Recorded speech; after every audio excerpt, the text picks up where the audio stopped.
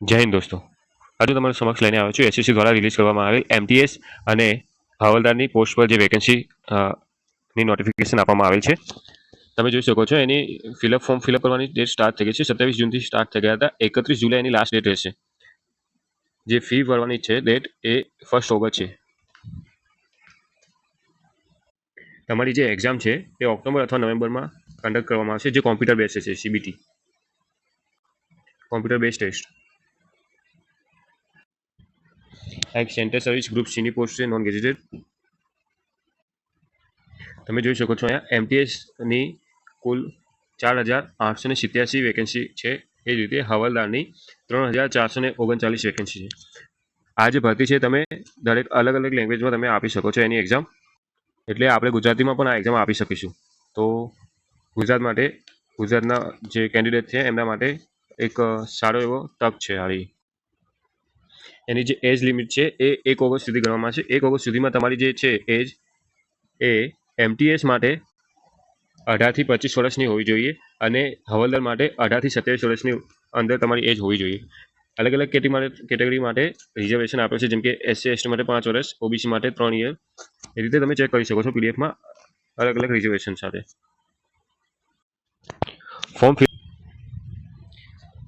Form fill up કરવા માટે તમારે 100 રૂપિયાની ફી ભરવાની રહેશે. એ ફક્ત જનરલ, ઓબીસી અને ઈડબ્લ્યુએસ માટે છે. વુમેન અને એસસી એસટી કેન્ડિડેટ માટે કોઈ ફી રહેશે નહીં. અને પર્સનલ બેન્ચમાર્ક ડિસેબિલિટી જે હશે એ લોકોમાં અને એક્સ સર્વિસમેન એ લોકોને પણ કોઈ ફી ભરવાની રહેશે નહીં. તમે ફોર્મ ફિલઅપ કરતી વખતે કદાચ કોઈ ભૂલ થઈ ગઈ હોય અને એને સુધારવા માંગતા હોય તો એના માટે તમને એપ્લિકેશન ફોર્મ કરેક્શન માટે 16 ઓગસ્ટ અને 17 ઓગસ્ટ આ 2 દિવસે ફોર્મ ફરીથી ઓપન કરવામાં આવશે. ત્યાં તમે જઈને તમે એડિટ કરી શકો છો જે પણ ભૂલ કરીએ છીએ એના માટે. પણ એમાં એક છે કે તમે ફર્સ્ટ ટાઈમ કરશો તો 200 રૂપીસ કરેક્શન રહેશે અને સેકન્ડ ટાઈમ એને 500 રૂપીસ આપવાના રહેશે કરેક્શન માટે. એ ધ્યાનમાં લેજો. એટલે ફોર્મ ફિલઅપ કરો તો ધ્યાનથી ફિલઅપ કરજો.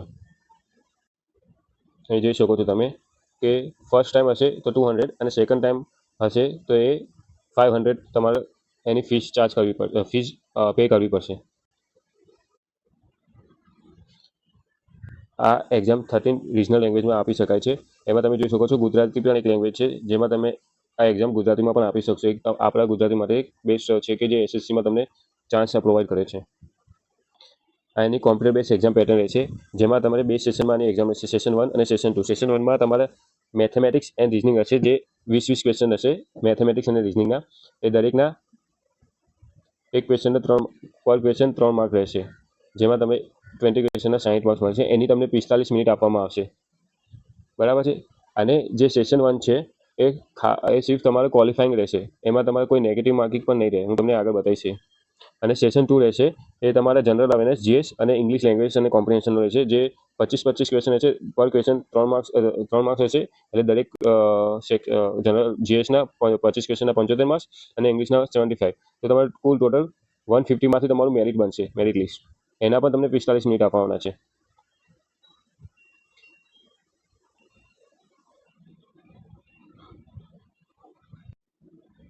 તમે જોઈ શકો છો અહીંયા નો negative mark for session 1. Okay. અને સેશન 1 હશે એમાં પર ક્વેશ્ચનનો તમારે 1 માર્ક્સ નેગેટિવ રહેશે.